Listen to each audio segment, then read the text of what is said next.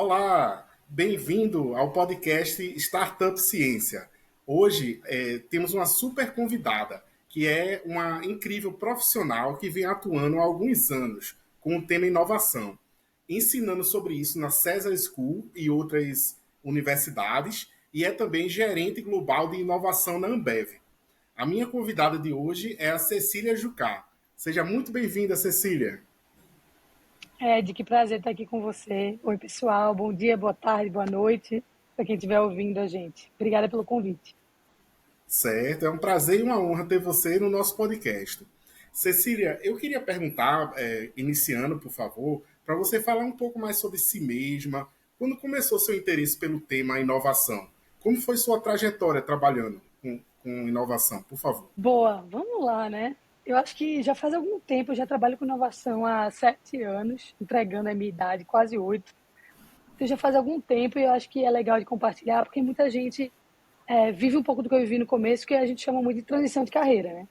Eu ainda estava na faculdade, eu fazia engenharia civil na Federal de Pernambuco, quando eu notei que eu não estava gostando tanto assim do meu curso, né? Eu não estava conseguindo ver o que eu iria fazer no pós-vida acadêmica, né? Então eu ficava, poxa, qual é o profissional que eu quero ser, quais são as frentes que eu quero trabalhar. E aí, quando eu tive a oportunidade de fazer Ciências Sem Fronteiras, que é um programa, né, do governo na época, estudei um ano na Inglaterra. Quando eu fui para lá, a ideia era que eu fizesse várias disciplinas diferentes para justamente ter essa oportunidade de me conhecer um pouco melhor.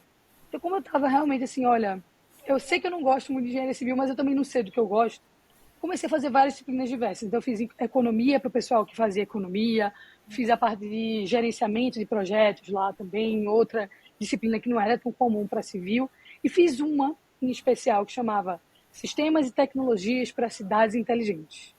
Então, era Systems and Technologies for Smart Cities, né, na tradução livre aqui, mas era, assim, encantadora. Acho que foi um momento onde eu entendi como a gente podia usar a tecnologia para, de fato, ajudar as pessoas, a dinâmica das cidades, como isso podia impactar positivamente a vida das pessoas. Eu me conecto muito com essa relação de pessoas, né? Então, eu fiquei super empolgada, adorei a disciplina. E quando eu voltei para o Brasil, continuei na graduação, né, que eu fui mais ou menos no meio da minha graduação, estava completamente apaixonada, querendo voltar minha carreira para isso. Então, eu acho que nasceu, despertou muito dessa oportunidade que aconteceu nesse programa. E quando eu voltei, eu fui testando, fui por eliminação, eu digo.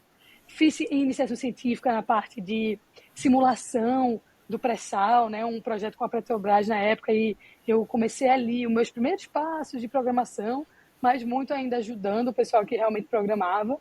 E aí depois foi quando veio a oportunidade de eu fazer um programa super conhecido aqui em Recife, chamado César Summer Job, que é um programa para pessoas de graduação do César, né? Para quem não conhece, o César é um centro de inovação aqui de Recife. Imagino que tenha passado aí em alguns outros podcasts com outros convidados, enfim, é muito ativo na comunidade, no Porto Digital, que é onde o César fica, né? Uma empresa âncora do Porto Digital. E aí era para qualquer aluno de qualquer background. Então, eu entendi que tinha uma oportunidade ali para eu, estudante ainda de engenharia civil, adentrar ainda mais nesse universo de inovação. Isso eu estou falando em 2017. E aí eu participei do César Summer Job, da primeira edição que eles tiveram no meio do ano, assim, normalmente era no summer, né, no verão, de fato, então em janeiro, e esse foi o primeiro que rolou no meio do ano, em julho, no verão da gringa, né?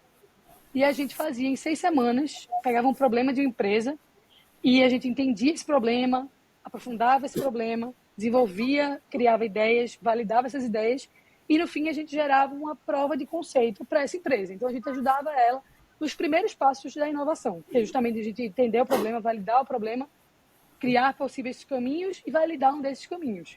Então a gente fez todo esse processo, eu ainda na graduação, e aí foi a partir daí que realmente eu tive a oportunidade de estar no César, e depois fui contratada pelo César, depois saí do César, fui para a Ambev, também na área de inovação da Ambev, então toda essa conexão nasceu a partir daí e fiquei muito mais assim, dentro dessa dinâmica de inovação, né, 100%, mas surgiu muito nesse programa, que eu sei que várias pessoas também usam desse programa na graduação e oportunidades na graduação para justamente fazer esses testes, que eu acho super importante na carreira, a gente conhecer o que é que a gente gosta, e para mim tive a sorte de já gostar ali desse programa, e aí o César me chamou, eu trabalhei com o César mais 3, quase 4 anos.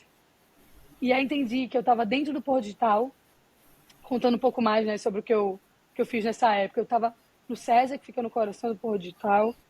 Eu comecei a engajar muito mais com o ecossistema no entorno de mim, porque eu queria saber mais, né? Então, eu participava muito de eventos, na época rolavam muitos hackathons, Startup Weekend, que são vários tipos de eventos que geram novos negócios e movimentam essa economia empreendedora de Pernambuco. Então, estava sempre ali entendendo o que as pessoas estavam curiosas em fazer, como é que a gente podia ajudar elas.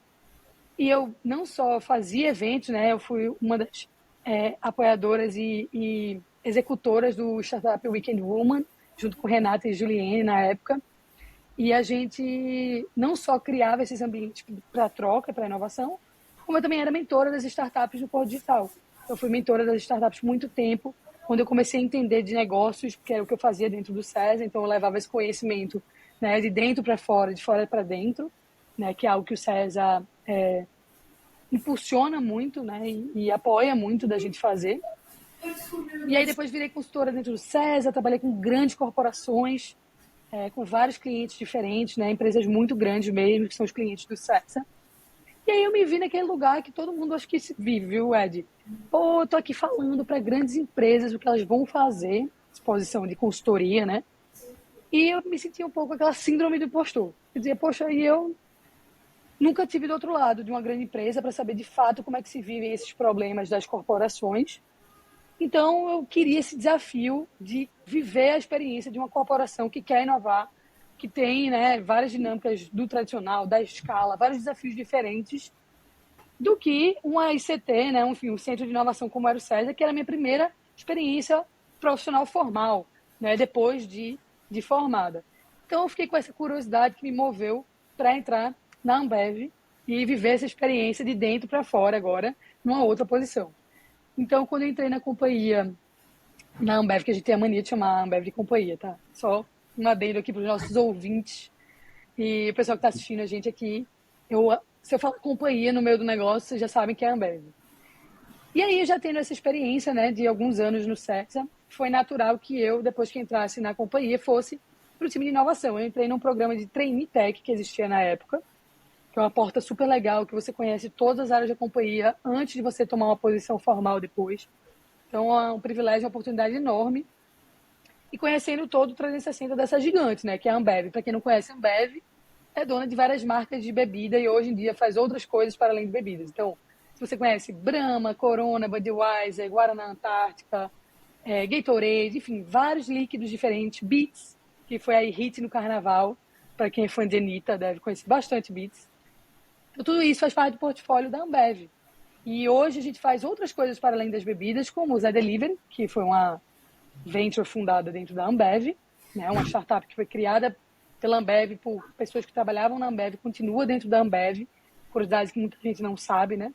E também o BIS, que é a nossa plataforma B2B, que é a plataforma que a gente usa para vender para os pontos de venda, então para os restaurantes, para os mercadinhos. Então todo esse universo faz parte agora com essa nova frente de trabalho da Ambev, que é tecnologia como base de tudo.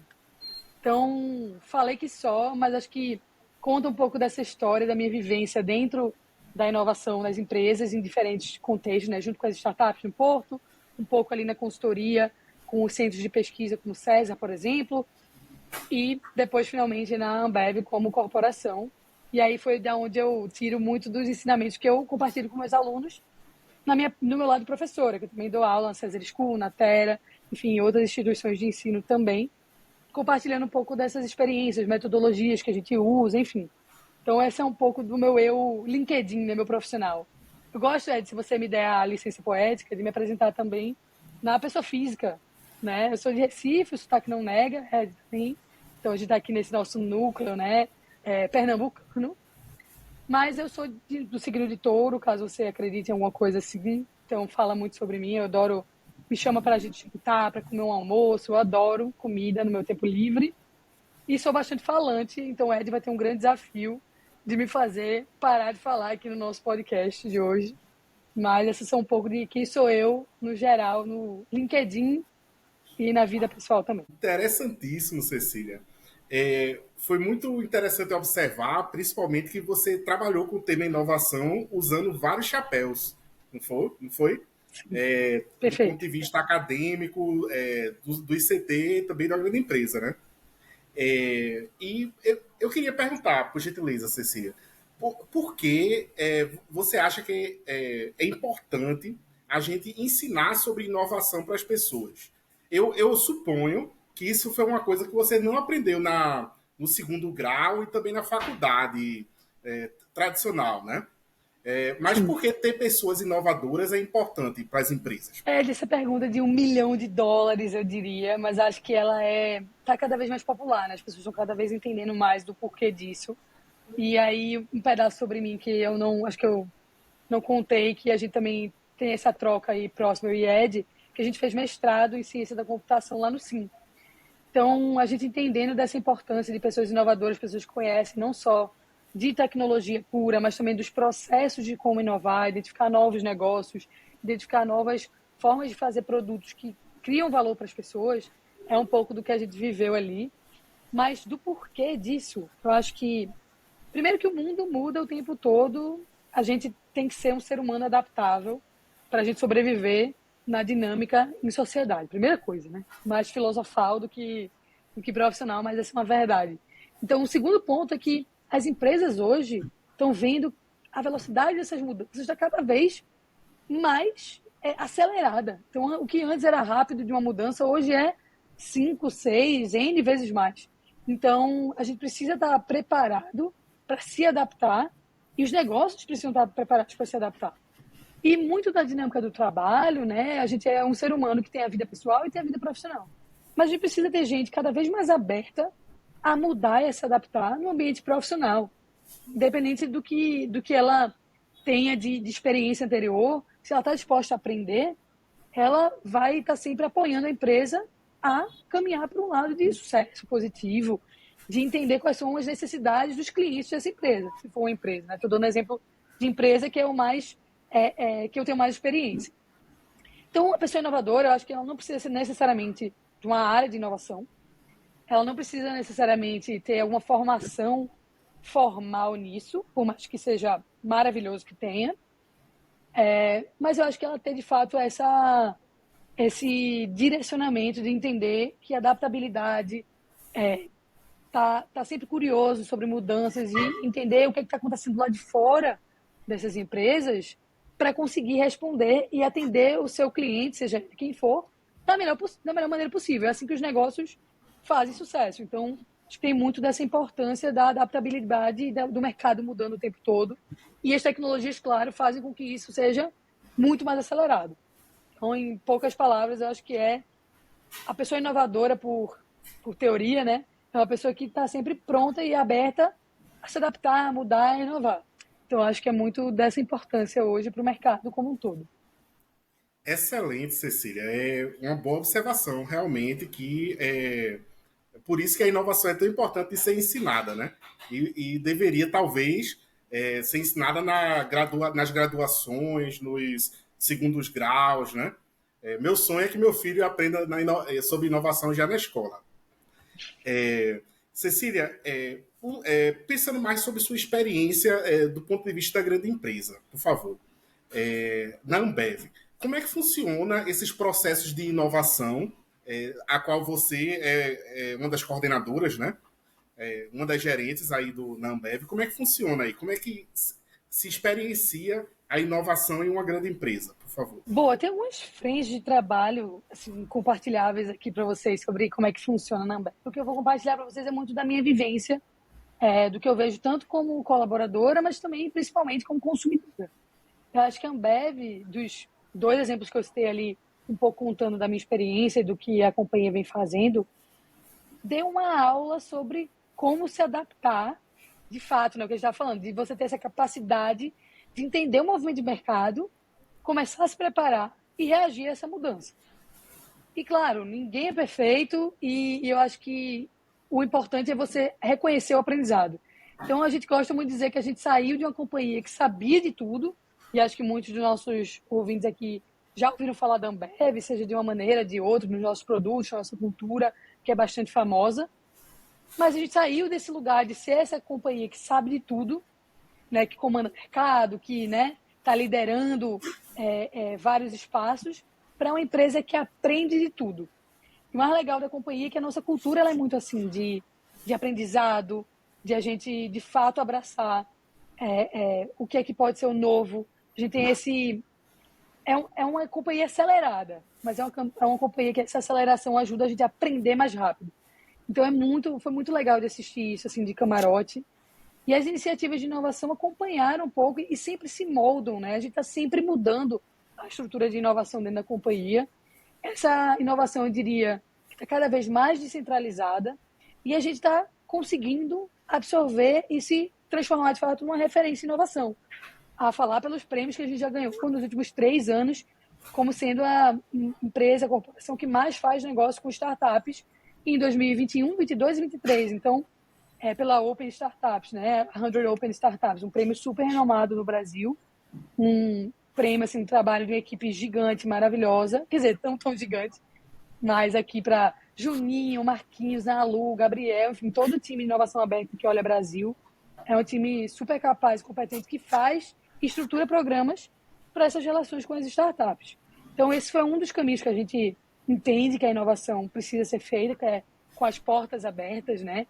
Para quem quiser conhecer mais sobre os nossos programas de inovação aberta, só conectar no ambev.com.br/startups. Então, se você é empreendedor, se você tem uma startup, quer fazer negócio com a Ambev, no nosso site tem todas as informações sobre os editais, sobre os programas, e tem vários modelos de engajamento diferentes com a Ambev, a depender da maturidade, a depender do tipo de negócio que você faz. Mas o mais legal é que a companhia tem várias áreas, e todas as áreas, sem exceção, estão abertas a se relacionar com o meio externo, aprender com as startups, contribuir também, né, da forma que a gente tem das nossas experiências, e isso é que dá o bom match de novos negócios, novos produtos, novas frentes de trabalho, até novas áreas. Então, é um pouco desse caminho que a gente tem em inovação aberta.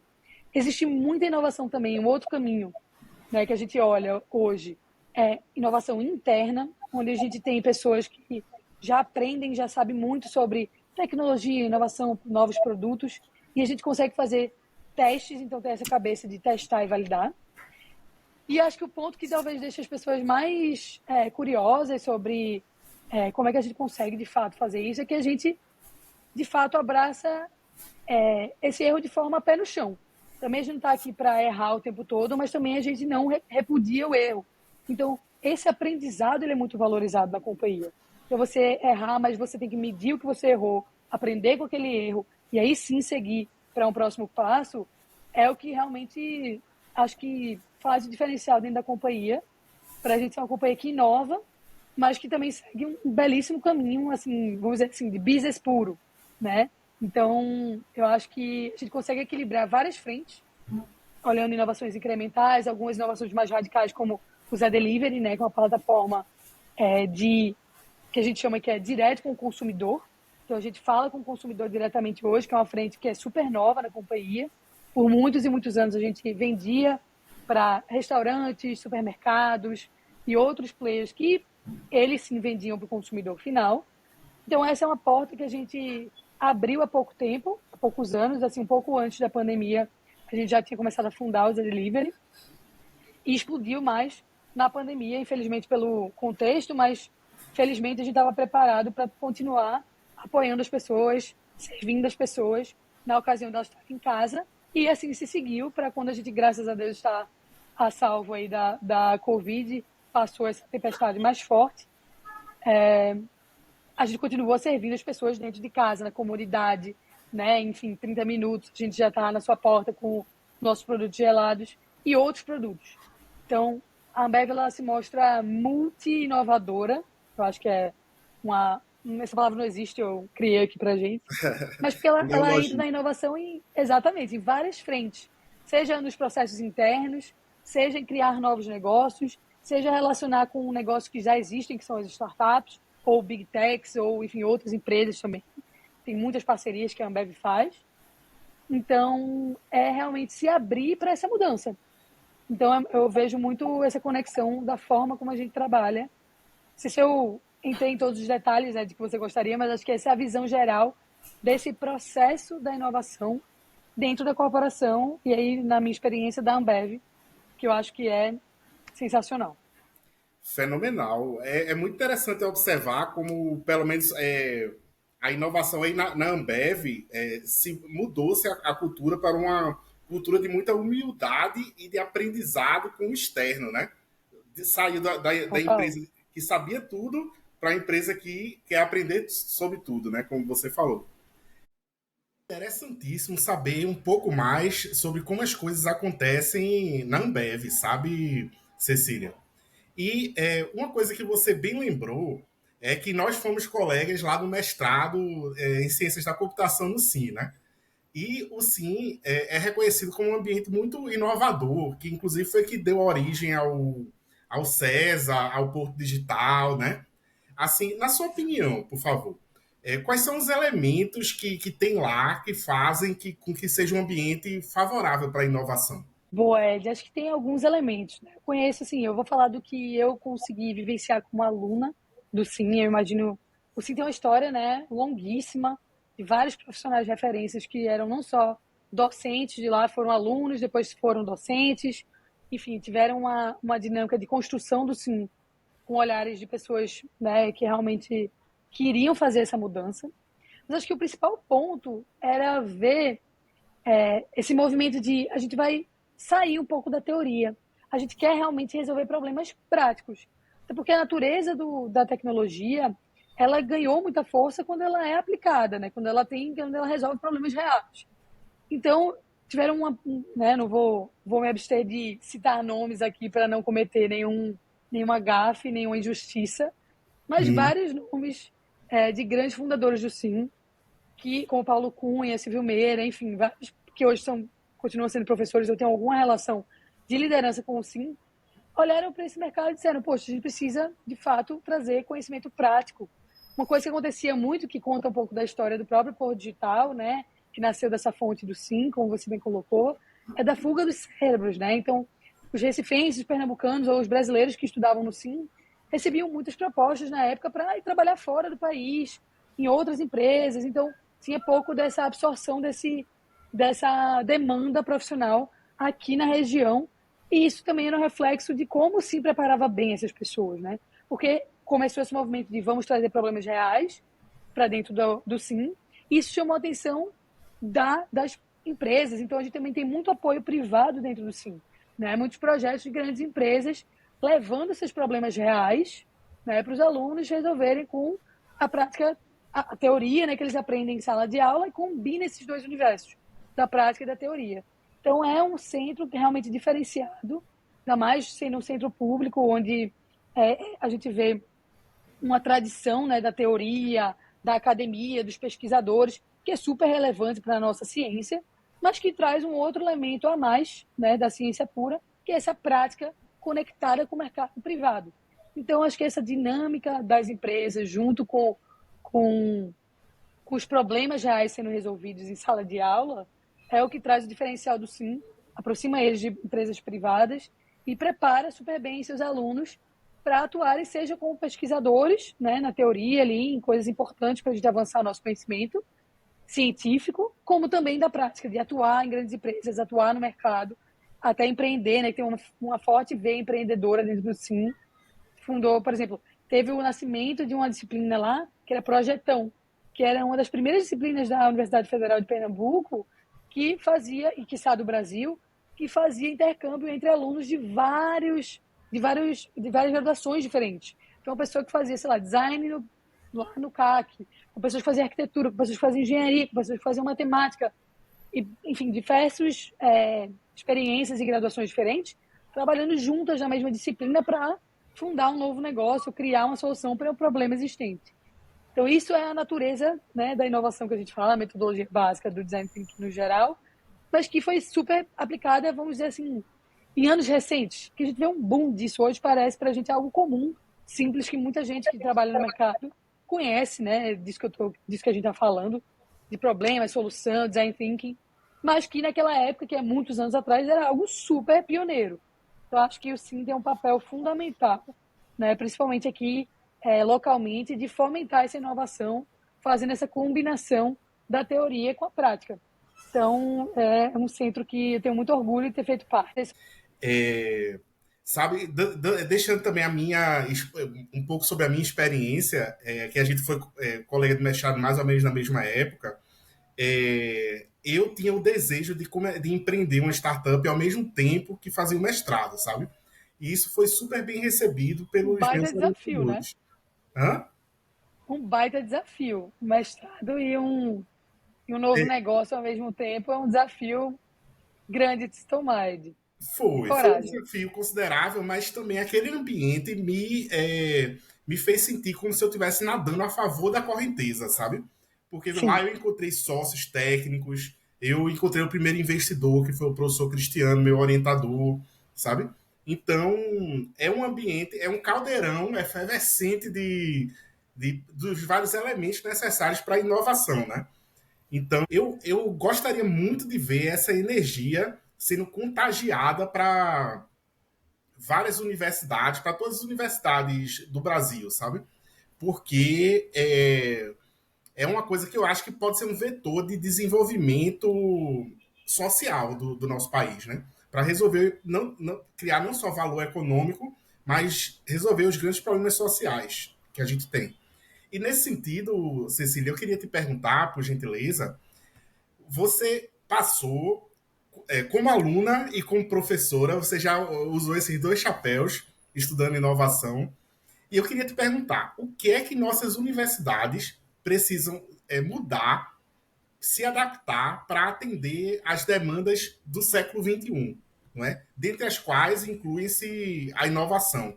Mas os desafios contemporâneos, como as universidades podem melhor supri-los? Bom, dentro da minha limitada experiência, né, não posso falar por todas as universidades do Brasil, mas acho que entendendo que eu acho que essa combinação que o Sim trouxe, a gente vê refletida em outras universidades, pelo menos do meu contexto. A Science School faz isso muito bem, que é combinar a teoria com a prática. Então, é a gente realmente preparar mais profissionais para o mercado de trabalho, numa dinâmica onde a gente está munindo eles de ferramentas realmente mais práticas. Então, o que eu gosto muito é de trazer esses problemas reais para dentro da sala de aula.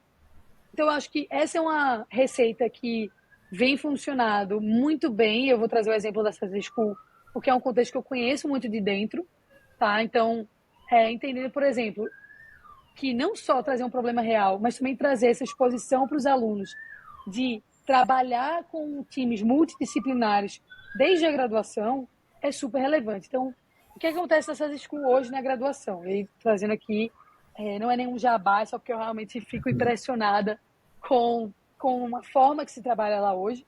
É que existem duas graduações, né? Na verdade existe mais, mas duas como exemplo aqui, de formação nessas school. Uma vai mais para o lado da ciência da computação, que eu acho que não sei se engenharia de software ou alguma outra disciplina específica, agora eu não estou lembrando, mas muito para o desenvolvimento dos softwares. E uma outra que é de design, que são, né, um universo enorme, que pode ser design de inovação, pode ser design de telas, pode ser design de experiência do usuário. Então, tem várias vertentes do design, mas a graduação é toda como design. E essas turmas de manhã têm suas aulas mais, vamos chamar assim, mais tradicionais, de teoria sobre cada um dos temas, nas suas salas, com os professores dedicados para cada uma das disciplinas. E à tarde eles fazem os projetos juntos. Então, eles já, de início de graduação, têm a exposição não só de trabalhar com os problemas reais de empresas que compartilham esses problemas com a César School, como também como eles interagem com outros profissionais que têm outra forma de pensar, que têm outros conhecimentos técnicos, que traz essa multidisciplinaridade onde é mais favorável para a inovação. Então, eu acho que esse é um caminho, né, que funciona para a César School, não é a única receita, que eu acho que é a receita que funciona para a educação hoje, né? Mas eu acho que o ponto de trazer problemas reais para preparar os alunos para o mercado é muito importante, não só para o caminho científico, que também é muito relevante para o nosso país, mas também preparar ele para o mercado de trabalho. Então, muitas vezes as escolas mais tradicionais vão muito em teoria, muito em pesquisa, muito em ciência e pecam um pouco ou faltam suprir a necessidade do aluno na exposição dos problemas reais logo no início da sua jornada, para ele entender essa aplicação do conhecimento.